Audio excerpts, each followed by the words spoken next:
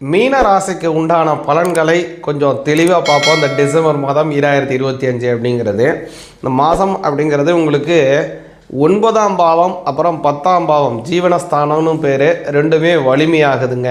இந்த ஜீவனஸ்தானம் அப்படிங்கிறது எதற்கு முக்கியம் அப்படின்னு கேட்டிங்கன்னா, ஒரு நபர் எந்த துறையிலே அவர் பொருளாதாரத்தை ஈட்டுவார், எதை செய்து அவர் ஜீவனம் செய்வார் அப்படிங்கிறது ஜீவனஸ்தானத்தை வச்சு தான் சொல்ல முடியும்.